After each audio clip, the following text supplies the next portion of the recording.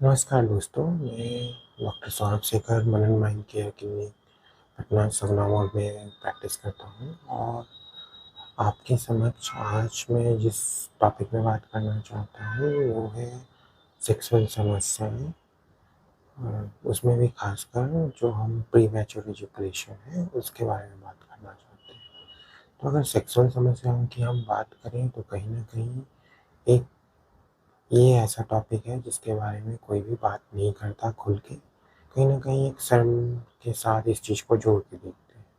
तो अगर कभी भी हमें ये सेक्सुअल समस्याएँ होती हैं या इससे रिलेटेड कोई प्रॉब्लम होती है, तो हम ये खुद से जानकारी लेते हैं, गूगल से देखते हैं, यूट्यूब से देखते हैं और ना जाने क्या-क्या।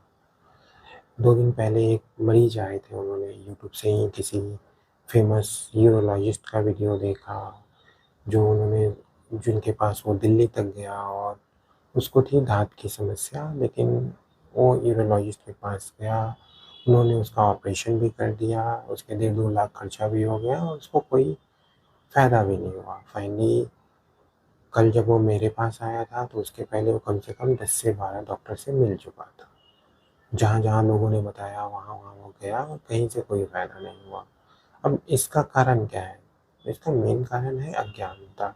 लोगों को आइडिया नहीं है कि लिखवाना किससे है। अगर साइंटिफिक या एलोपैथिक की बात करें, तो कोई सेक्सोलॉजिस्ट नाम का कोई होता नहीं है।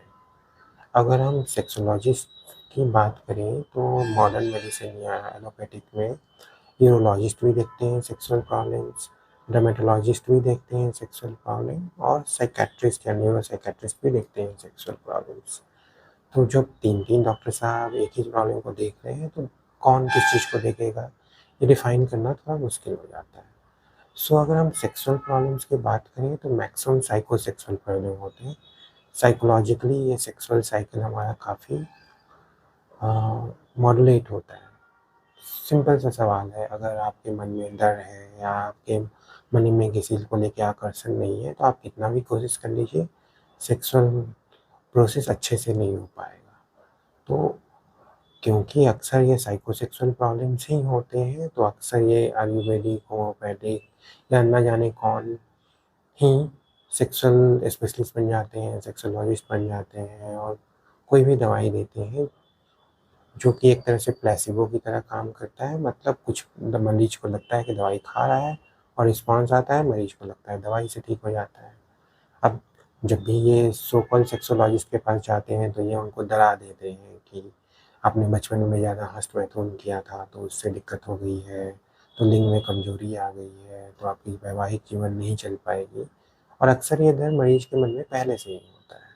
तो जब ये डर डॉक्टर के माध्यम से उनको समझ में आता है, ख़ासकर उस बैकग्राउंड में जब उसे पता ही नहीं है कि किस डॉक्टर से दिखाना है, तो दिक्कत होती है और मरीज़ कई बार उस उसको ढंग से नहीं दिखवा पाता।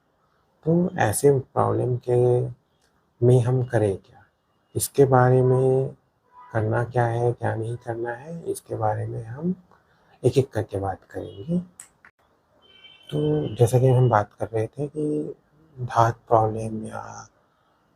प्रॉब्लम सबसे कॉमन प्रॉब्लम है कि लोगों को लगता है कि बचपन में ज़्यादा हँस-मैथुन किया है या ज़्यादा सेक्सुअली एक्टिव रहे हैं, तो उसकी वजह से ल लिंग में कमज़ोरी आ गई है।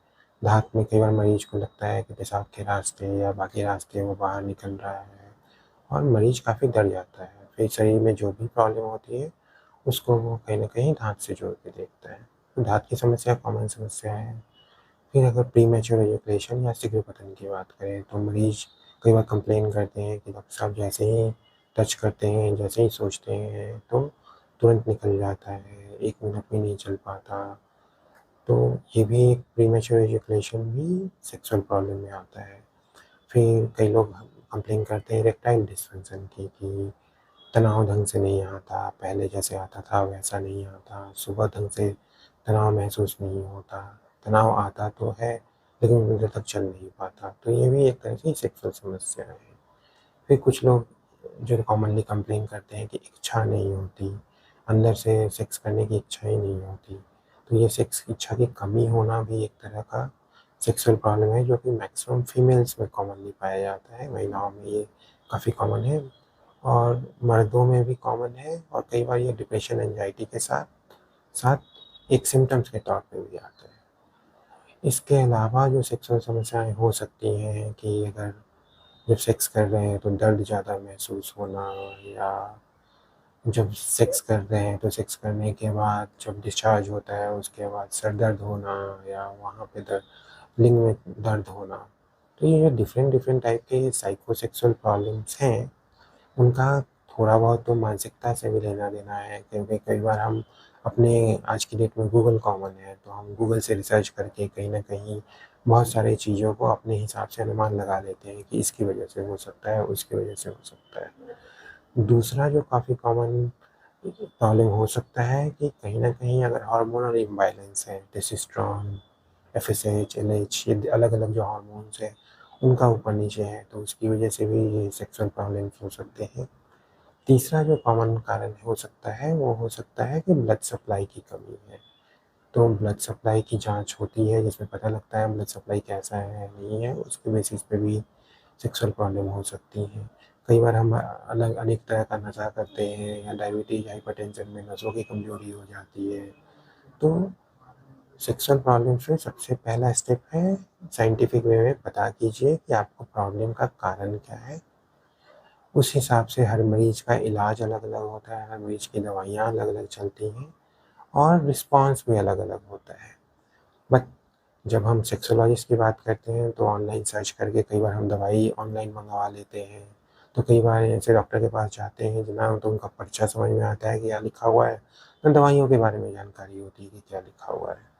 और अक्सर ये जो डॉक्टर्स हैं, सो कॉल्ड डॉक्टर्स हैं, मैं सो कॉल्ड इसलिए बोल रहा हूँ कि कई बार आपको उनकी डिग्री या उनका जो सर्टिफ़िकेट्स वग़ैरह हैं वो ओरिजिनल है या नहीं, वो क्लियर नहीं होगा, पर उनके पास हज़ार तरह के अवार्ड्स होंगे, विदेशों के फ़ोटो होंगे, और क्या ना जाने क्या-क्या। अक्सर हम इन झांसे में आ जाते हैं, तो मैं आपसे रिक्वेस्ट करूँगा कि मैं अगली बार अगर किसी भी सेक्सोलॉजिस्ट से आप मिलने जाएँ, तो पहले उनका डिग्री एंड जेन्युइन है या नहीं है, बाकी चीज़ों का बैकग्राउंड गूगल पे चेक कर सकते हैं। आजकल तो गूगल पे रिव्यूज़ भी कई बार फ़ेक आते हैं, but review, degree and everything अपना रिसर्च कीजिए, फिर जाइए।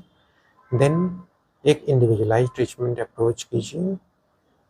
हर किसी का एक इलाज नहीं होता, उसी तरह से कोई भी दवाई खा के आप ठीक नहीं हो सकते, और इन दवाइयों का साइड इफ़ेक्ट भी बहुत ज़्यादा होता है, ख़ासकर जो मैनफोर्स और वियाग्रा और क्या जो दवाई की दुकान पे आते हैं। तो एक प्रॉपर साइंटिफिक वे में एनालिसिस करवाने के बाद कि आपका प्रॉब्लम क्या है, एक प्रॉपर ट्रीटमेंट प्लान बनेगा, उस हिसाब से रिस्पॉन्स आएगा। सेक्सुअल समस्याओं में जानकारी ही बचाव है। तो अगर आप अवेयर हैं कि प्रॉब्लम क्या है, क्यों है, कैसे ट्रीट करना है, तभी आप इसका समुचित इलाज करवा सकते हैं। अदरवाइज़ जहाँ पे भी जाइएगा वो आपके डर का उपाय करेंगे, डर को फ़ीड करेंगे, आपको और डराएँगे, और कहीं न कहीं उससे प्रॉपर रिस्पॉन्स भी नहीं आएगा। अगर हम पटना की बात करें तो पटना में 1-2 डॉक्टर्स हैं जो काफ़ी फ़ेमस हैं। वो मरीज़ को जाके एक कई बार ऐसे उसको जो डर होता है उसको इतना फ़ीड करते हैं कि तुमने बचपन में ये गलती की, इससे ये हो गया, तो तुम्हारा वैवाहिक जीवन नहीं चल पाएगा। तो कई बार एक मशीन के अंदर उनका लिंग दाग के बोलते हैं कि 80% खराब हो गया, 90% खराब हो गया। तो इन लोगों से मिलने के पहले अपना साइंटिफिक दिमाग यूज़ करें। ये कोई प्रॉब्लम जो है वो कोई अभिशाप नहीं है, ईज़िली ठीक हो सकता है, बशर्ते आप एक सही जगह पे इलाज करवाएँ। आशा है मेरे इस वीडियो से आपको थोड़ा हेल्प मिला होगा। बाकी अगर इस तरह की कोई भी प्रॉब्लम है तो आप हमारे यहाँ आके अपॉइंटमेंट लेके अपना इलाज करवा सकते हैं। धन्यवाद।